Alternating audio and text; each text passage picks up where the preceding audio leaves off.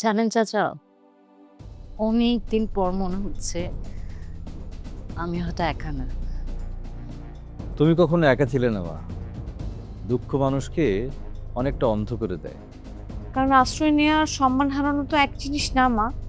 ওরা আমাদেরকে সাহায্য করেছে, আমরা কৃতজ্ঞ থাকবো, সারা জীবন কৃতজ্ঞ থাকবো। তাই বলে আমার মাকে কেউ অপমান করবে আর আমি চুপ করে থাকবো? পরিস্থিতি বুঝতে হয় মা, তুমি বরং বুঝতে চাও না।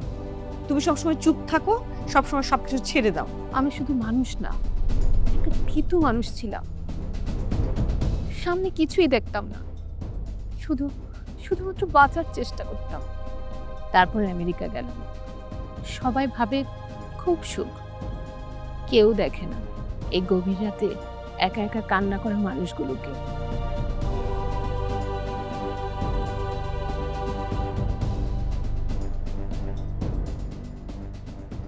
মিস সাইবা,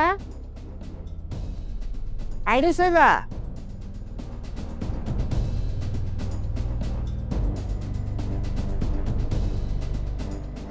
আবার কি হলো দাদি?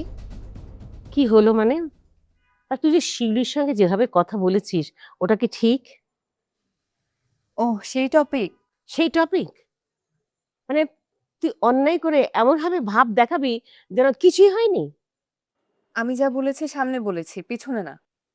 তোর এই ধরনের কথা আমার একদম সহ্য হয় না। আরে শিউলি তোর আরেকজন দাদি, তার সঙ্গে এইরকম বিহেভ করা তো একেবারে উচিত হয়নি। কে বলেছে? কি? তোমাকে কে বলেছে যে আমি তার সাথে ওভাবে কথা বলেছি? তা আমাকে বলতে হবে কেন? আমি নিজে থেকে বুঝি। না, তুমি নিজে থেকে বুঝুনি, কেউ না কেউ তোমাকে কানে লাগিয়েছে। তোর এই অভ্যাসটা খুবই খারাপ। ভুল করবি, দোষ করবি, অথচ অন্যের উপর আবার দোষ চাপাবি। আচ্ছা ঠিক আছে, বলো কে বলেছে? রাফি বলেছে। চাচ্চু বলেছে? হ্যাঁ, রাফি বলেছে শিউলির সঙ্গে তোর এরকম ব্যবহার করা ঠিক হয়নি। সিরিয়াসলি? এখানে হাসির কি হলো? কিচ্ছু না, শুধু ভাবছি দুনিয়ার সব থেকে আনএক্সপেক্টেড কমপ্লেনটা আজকে আমাকে শুনতে হলো। কমপ্লেন না, সত্যি কথা। ওকে, তাহলে এখন আমার কি করা উচিত? তুই শিউলির কাছে মাপ চাইবি। না, চাইবো না। কি বললি? বলছি আমি ক্ষমা চাইবো না। তুই কি বুঝতে পারছিস তুই কি বলছিস? একদম বুঝতে পারছি। তুই কিন্তু ভুল করছিস। সেটা তোমাদের মতে তোমাদের মতে আমার মতে মানেটা কি? আছে। আমি যা বলেছি সত্যি বলেছি। সত্যি বলার একটা ভদ্রতা আছে। ভদ্রতার নামে সব অন্যায় সবসময় সহ্য করব? সরি, আমি ওই জেনারেশন না। জেনারেশন জেনারেশন জেনারেশন, সারাক্ষণ শুধু একটা কথাই শিখেছিস। হুম? বড়দের সম্মান করতে শিখ। সম্মান অর্জন করতে হয়, শুধু বয়স দিয়ে পাওয়া যায় না। নুসাইবা, কি ভুল বললাম?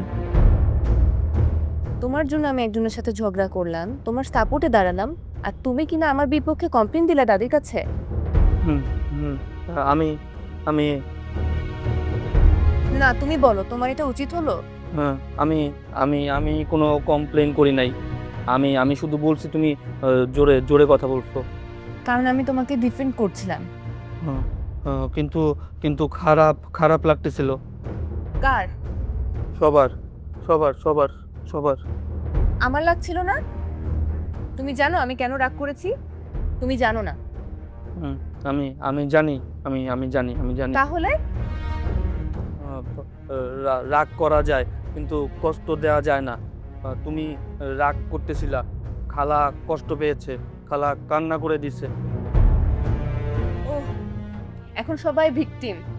নুসাইবা, সীমা ছাড়িয়ে যাসনি। আমি সীমা ছাড়িয়েছি? আমি? হ্যাঁ, সারা জীবন সবাই অন্যায় করবে, সবাই যা ইচ্ছা তাই করবে, আর আমি মুখ বন্ধ করে রাখবো কারণ আমি ছোট তাই? ছোট বলে না, মানুষ বলে। কেউ আমার কথা শুনে? হ্যাঁ, আমরা শুনি। তোমরা শুনো না, তোমরা শুধু উত্তর দাও। আর এখন কি শুনবো বল? আমি বিরক্ত, আমি ক্লান্ত। এই বাসায় প্রত্যেকের সমস্যা আমার মাথায় এসে পড়ে। তুই আবার কিসের বিরক্ত, কিসে ক্লান্ত? সবাই ভাবে আমি মুখের উপর কথা বলি, তাই আমার কোনো কষ্ট নাই। আমি স্ট্রং, আমি সামনে নিব, কিন্তু কেউ একবার জিজ্ঞেস করে না আমি কেমন আছি।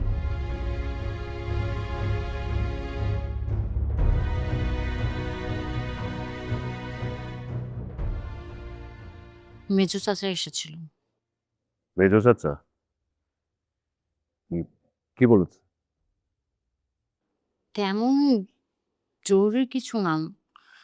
খোঁজ খবর নিল, কেমন আছি, কি করছি, বাসায় কেন যাই না, এই আর কি। ও মানে কেন মানে শুধু খোঁজ খবর নিতে এসেছে? তেমন কিছু না। আমার খোঁজ খবর নিল, আমি কেন যাই না, কি করছি, কোথায় আছি, বাসায় যেতে বলল।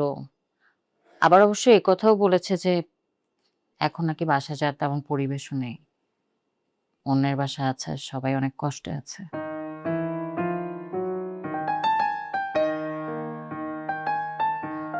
আরেকটা কথাও বলল, কি কথা? শুনে অবশ্য আমার একটু ভালোই লেগেছে। এখনো ভালো লাগার মতো কিছু বাকি আছে? না, চাচা বলল তোমার বাবা নাকি তার চিঠিতে আমাকে নিয়ে অনেক কথা লিখেছে, আমার নাকি প্রশংসাও করেছে। আর আমি তো ভাবতাম উনি হয়তো আমাকে পছন্দই করে না। করতেন না? আমার তো তাই মনে হতো। আর এখন খুব ভালো লাগছে তাই না? আমি আসলে ওই অর্থে সবে ভালো লাগা খুঁজে পেয়েছে। কবির। না, বলতে দাও আমাকে। একটা মানুষ হারিয়ে গেছে, ক্যান্সারে ভুগছে, হয়তোবা এখন কোথাও পড়েও আছে, খেতে পারছে না, বেঁচে আছে কিনা তাও বলতে পারছে না। আর আমরা এখন কি করছি? কে কাকে পছন্দ করতো, কে কার জন্য ভালো লিখেছে, খারাপ লিখেছে, আমি ওইভাবে বলিনি। কিন্তু সবাই ওভাবেই শুনেছে। আমি না এখনো মাঝে মাঝে ভাবি বাবা যদি দরজা দিয়ে ঢুকে না সবাই অবাক হবে, কিন্তু আমি না। কারণ জানো, এখনো আমি প্রতিটা শব্দে তাকে খুঁজি। রাতে ঘুম ভেঙে যায়, মনে হয় দরজা কেউ কড়া নাড়ছে, গিয়ে দেখি কেউ নাই। ফোন বাজে, কিন্তু গিয়ে দেখি কেউ না। রাস্তার মধ্যে একটা বৃদ্ধ হেঁটে যায়, মনে হয় বাবা, কিন্তু গিয়ে দেখি বাবা না।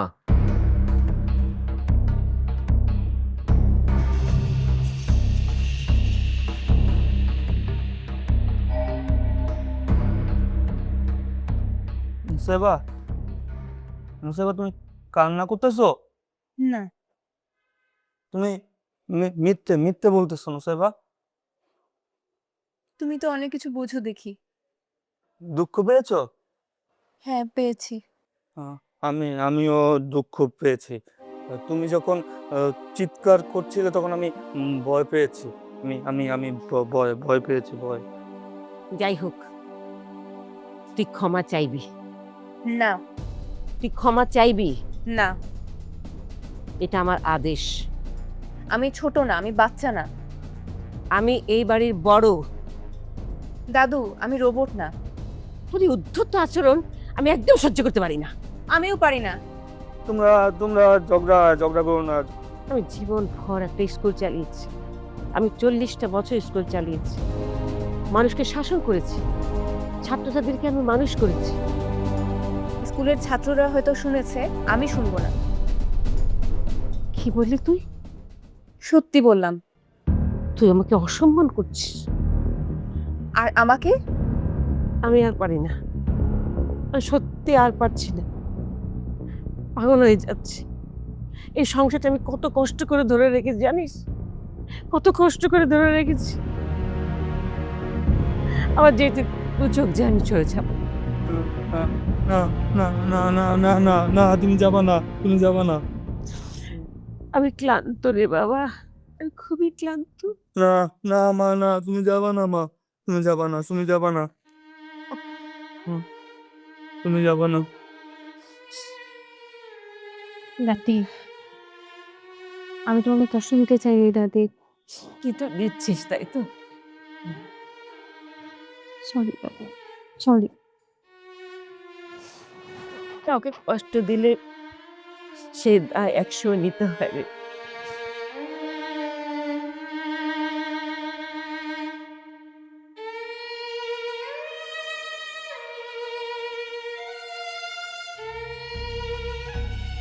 কবির, সবচেয়ে কঠিন জিনিস কি জানো? মৃত্যু না, কারণ মৃত্যুর একটা উত্তর আছে, কবর আছে, শেষ দেখা আছে, দোয়া আছে। হারিয়ে যাওয়ার কোনো উত্তর নেই। মানুষটা আছে কি নাই তার তো কোনো হদিস নেই, তার জানা যাবে না। আমরা খুঁজছি তো। কই খুঁজছে?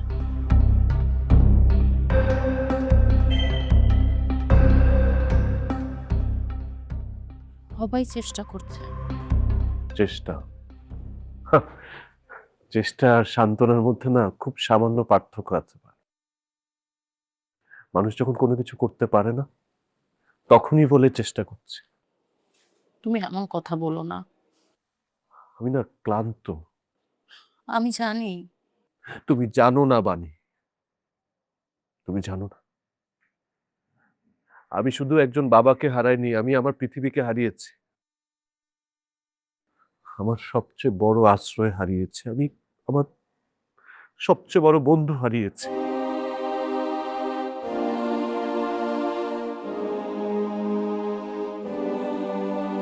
আমি ছোটবেলায় যতবার ভয় পেয়েছি বাবা সবসময় সামনে এসে দাঁড়িয়েছে, আর আজ প্রথমবার আমি সামনে দাঁড়িয়ে আছি আর বাবা নেই।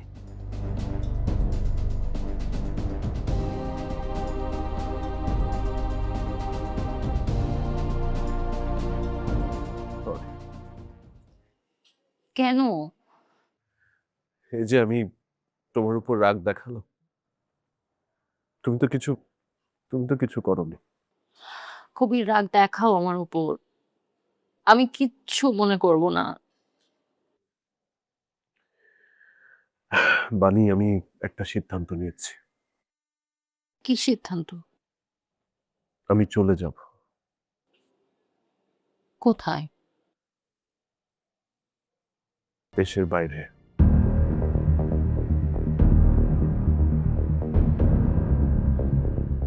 কি? ইয়েস,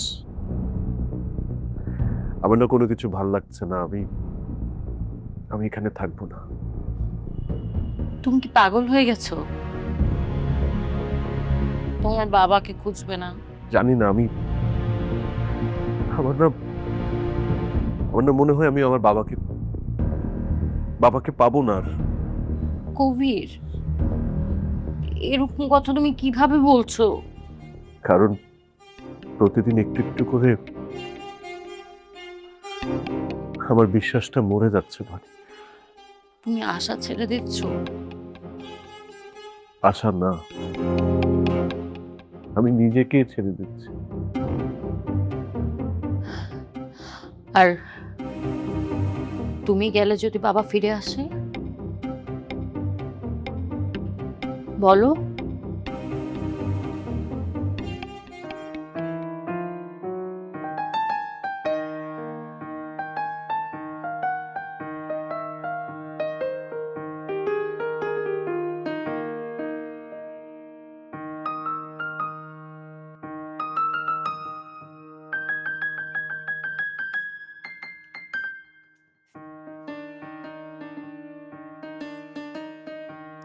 এখানে দেখ কাউকে, ওই যে সমাজ থেকে বিচ্ছিন্ন হয়ে যাওয়া মানুষটাকে দেখ, দেখছিস? দেখ, হয়েছে দেখ, আমারও হাসলো।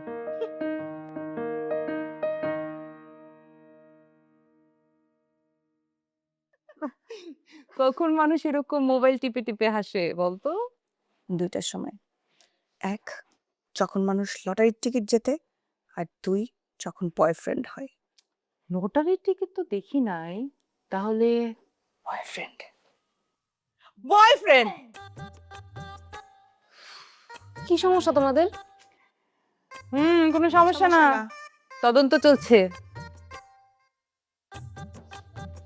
জাতীয় স্বার্থে তদন্ত। যাও তো তোমরা এখান থেকে। আমরা যাব না, তুই এখানে আয়, এখানে এসে বস। আচ্ছা আসছি। কি হয়েছে? নাম বল। কিসের নাম? বয়ফ্রেন্ডের নাম। বল বল বল। বয়ফ্রেন্ড? এই যে রাগ, রাগেই বলে দিচ্ছে প্রমাণ। হ্যাঁ, আর কোনো নির্দোষ মানুষ কিন্তু এভাবে হুট করে রেগে যায় না। তদন্ত রিপোর্ট বলতেছে সাসপেক্ট অত্যন্ত সন্দেহজনক। তোমরা না দুজনই পাগল হয়ে গেছো। হুম, সব ঠিক আছে, তবে প্রশ্ন নাম্বার 1, দিনে কত ঘন্টা ফোনে থাকো? জানি না। নোট কর, জানি না, অপরাধী, নার্ভাস। প্রশ্ন নাম্বার 2, মোবাইলে মেসেজ আসলে কেন 400 রকমের হাসি চলে আসে? আজব, আমি কি হাসতেও পারবো না? না, আমাদের সামনে না।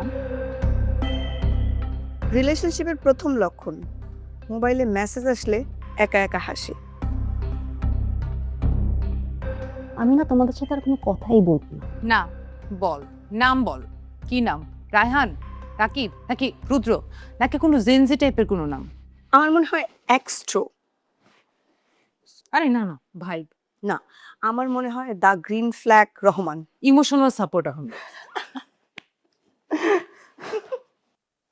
আমি কসম করে বলতেছি, তোমাদেরকে না একদিন আমি না না না, মারতে পারবি না। প্রেমে পড়লে না মানুষ ইমোশনালি দুর্বল হয়ে যায়। হুম, সায়েন্টিফিক্যাল ফ্যাক্ট।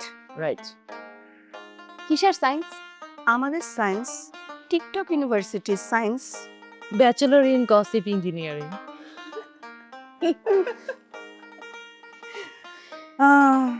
আচ্ছা, বাদ দে, সিরিয়াস কথায় আসি। আমার ক্যাফে ডিজাইন কোথায়? করছি তো আপু। কখন? স্বপ্নে? বললাম তো করছি। আমি তো দেখছি তুই, মানে আমার ডিজাইন না, তুই তোর ভবিষ্যতের ডিজাইন করছিস, তুই মানুষের ডিজাইন করছিস। আমারও মনে হয় ফ্লোর ডিজাইন না, লাইফ ডিজাইন করছে। আচ্ছা একটা কথা বলো তো, তোমাদের আর কোনো কাজ নাই? আছে, আমার ক্যাফে। এটা ঠিক। মিষ্টি আপু আজকে সারাদিনে 3 বার ক্যাফের কথা বলেছে। 3 বার না, বল 30 বার বলেছি। সরি, গবেষণায় একটু ভুল হয়েছে। যদি উনি ফিরে আসে, একদিন যদি দরজা খুলে উনি তোমাকে খোঁজে, যদি বলে কবির কোথায়, তখন আমি কি বলবো? কি বলবো? বলবো কবির অপেক্ষা করতে করতে একদিন হেরে গেছে? তুমি কি জানো তোমার বাবা তোমাকে কতটা ভালোবাসে? জানি। তাহলে এরকম একটা সিদ্ধান্ত তুমি কিভাবে নাও? কারণ আমি আর পারছি না। আমার প্রতিদিন মনে হয় আমি একটা ফাঁকা ঘর পাহারা দিচ্ছি। আমি যার জন্য বসে আছি না, সে আর ফিরবে না বানি, ফিরবে না। ফিরবে, যদি না ফেরে? তবুও অপেক্ষা করতে হয়।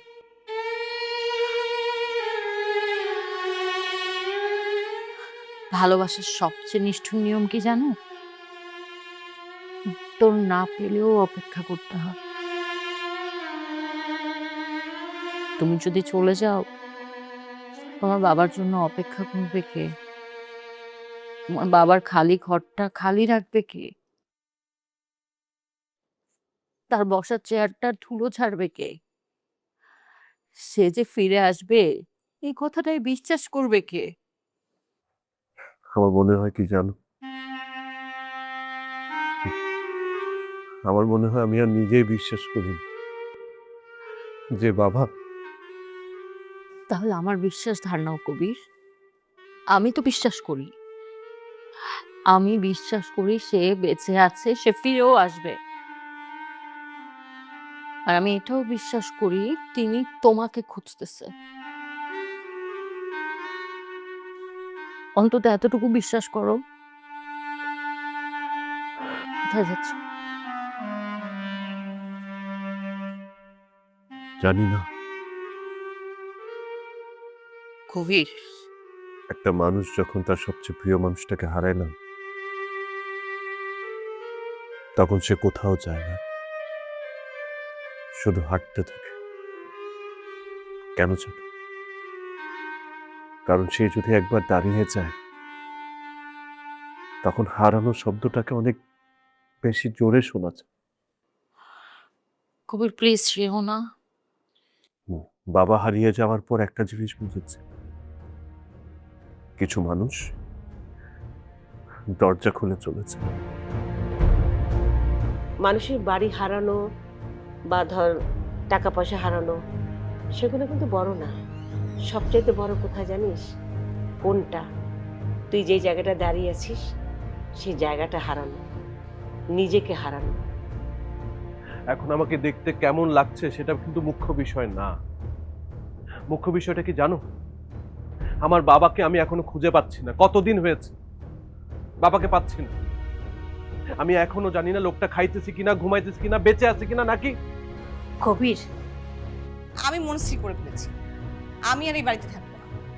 আবার শুরু করলি? সিরিয়াসলি মা, মানে বারবার মনে হয় আমরা কারো দয়া দাক্ষিণের উপরে বেঁচে আছি। একটা কাজ করতে হলে ভাবতে হয়, একটা কথা বলতে হলে চিন্তা করতে হয়। এভাবে কি মানুষ থাকতে পারে?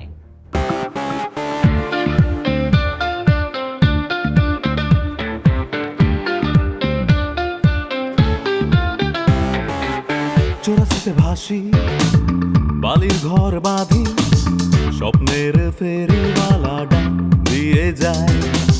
জীবনে কুয়াশা ধোয়াটে পথ, আলো আধারের সাথে খেলা চলেই যায়।